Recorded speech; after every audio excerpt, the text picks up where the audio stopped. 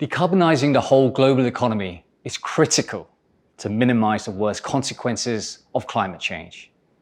In this week's episode, I chat with Helena Fung, London Stock Exchange's head of sustainable investment, on the key drivers in the sustainable finance industry in Asia.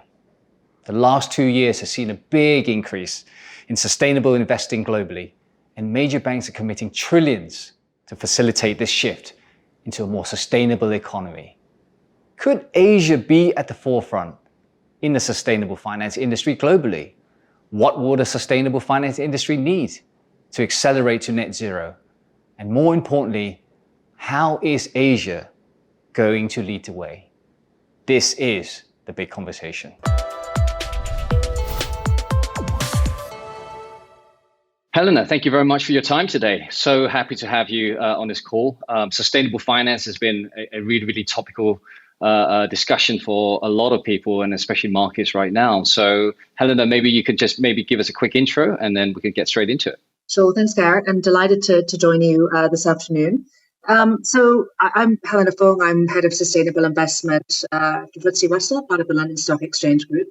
I've been in the business for about 2 years, but I've been in sustainable finance for, I think, coming up to 15 years. And before that in finance for around 18 years. My background is, I started in law.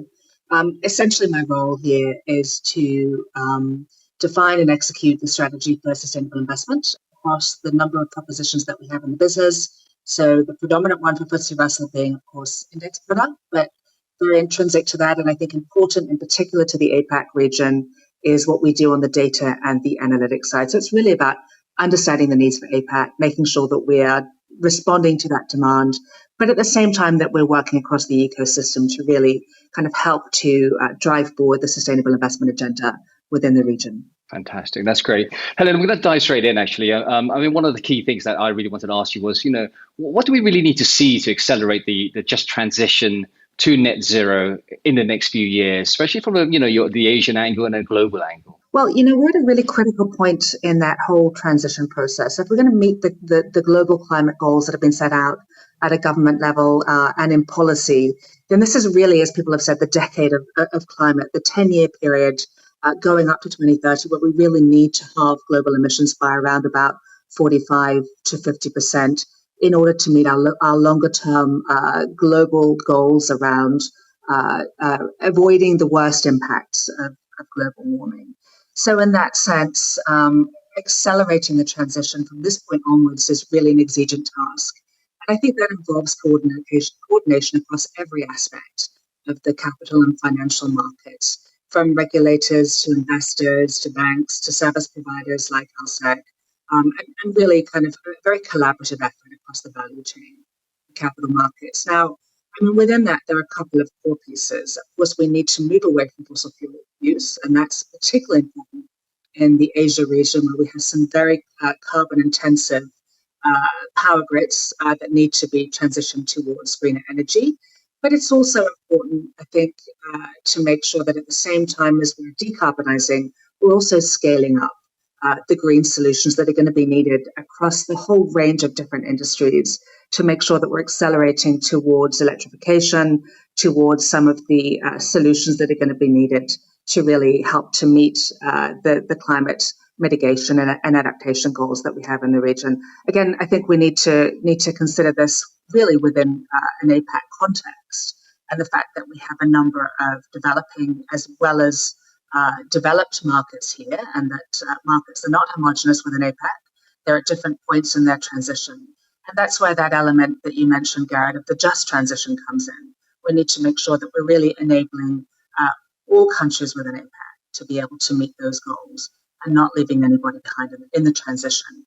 And this is really where that whole social element as well comes into thinking about how do we transition to where we need to be in order to avert the worst impacts of climate change.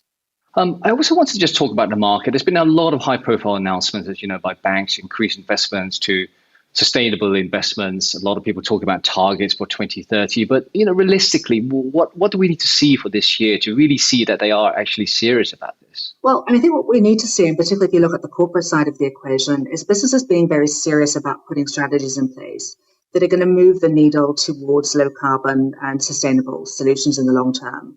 And I think in particular, when you look at financial institutions and their exposure to companies, this is where, really the solutions are required across all actors within financial services. So from companies, we really need to see them putting in place very credible transition plans, aligning themselves with science-based targets, and ensuring that they really have the right strategies and the right governance in place to make sure that they can meet those targets to decarbonize in actuality on a go-forward basis. So that really needs to be happening from this point onwards. And as I said previously, there isn't really a lot of time here to waste. It's really about making sure that happens from now across the board.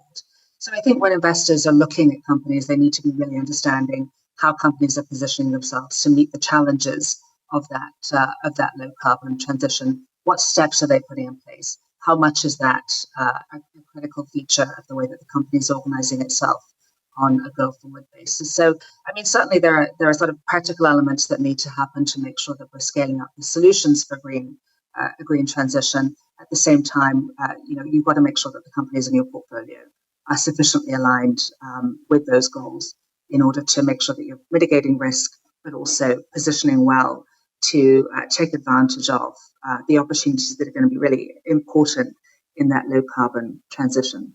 And Helen, I just wanted to focus a little bit on the industry itself, the sustainable industry. There's been a lot of developments in the US and especially Europe as well. But I just really wanted to give our viewers a much better idea in terms of what's happening in Asia, specifically on sustainable finance investments. I certainly think we're a lot more advanced than what maybe the market's given us credit for. Could you elaborate a little bit on that? Yeah, very happy to. And I think you make a great point. I think in the last couple of years, certainly, and the pandemic has been a really interesting driver of this.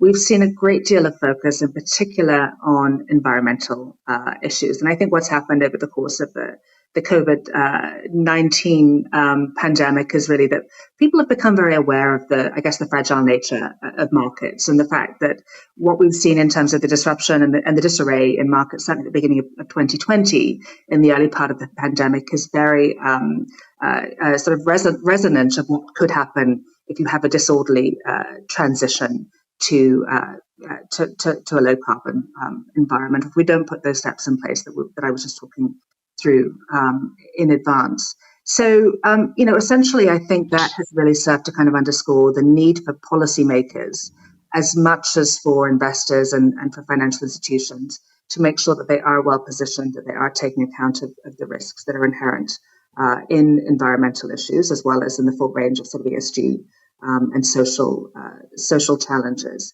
So I think what we've seen is, as I said, policymakers really kind of start to double down on making sure that the financial institutions in their regions are accounting for climate risk, taking that into account in their capital allocation provisions, for example. So you've got the regulatory driver. At the same time, I think we're seeing increased leadership from asset owners in the region. And, having spent quite a previous part of my career in sustainable finance in Europe, I can certainly attest to the fact that asset owners and the investment community as a whole have been a very important driver and catalyst for that pivot towards sustainability. So it's really encouraging to see that happening here, as much as we're seeing a focus on the policy instruments like carbon markets, like taxonomies, for example, a renewed focus on disclosure, a focus on TCFD as a reporting standard for climate metrics and climate strategies. So I think it's really the pulling together of kind of all of those different elements that are going to be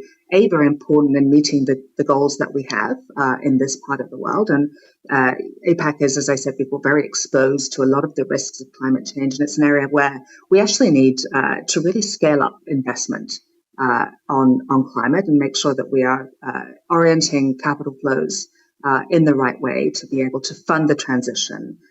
But at the same time, it's really also about making sure that investors understand and are factoring this into their portfolios. And that's the bit that we're beginning to see happening.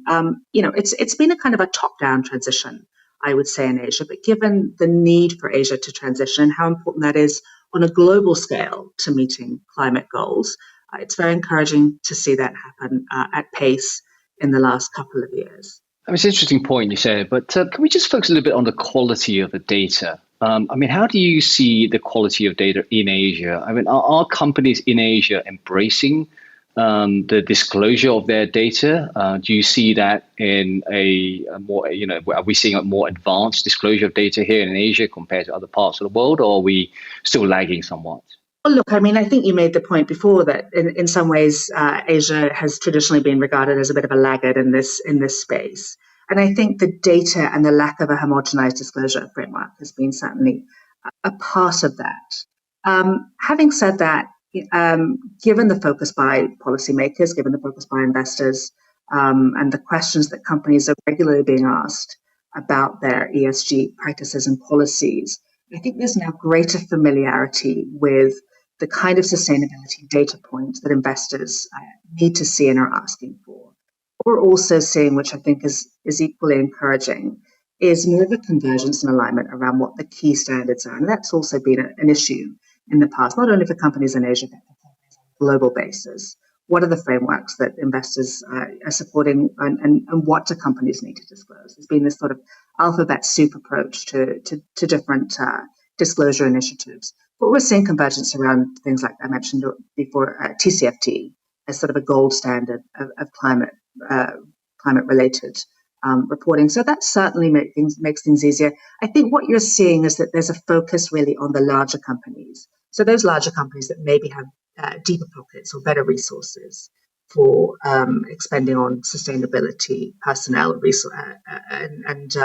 and reporting are probably the ones that are most familiar with being scrutinized by investors. So those are the ones that we're seeing, I think, really upping their game. What we need to see now, and this becomes even more interesting when you think about the exposure of the banks, is a requirement for companies across all market cap sizes, but also private and unlisted companies to begin disclosing the same kind of data. And I think this is where, for data providers like LSEG, it becomes very interesting in terms of understanding how we can help to facilitate that, not just for the larger companies, the larger listed companies in the main markets, but really across all of those companies. So yeah, I mean, definitely the quality and the amount of disclosed information is improving. There's always further to go, and I think it is really that kind of unlisted space now that's going to be challenged to disclose the main data points. It's interesting. I mean, just in terms of the industry, it's evolving very rapidly, and as we mentioned, Europe seems to be leading the way. But could you see Asia being at the forefront of the industry itself? And if so, I mean, can you give us some examples of what perhaps some banks or some practitioners are doing to really get ahead of the curve?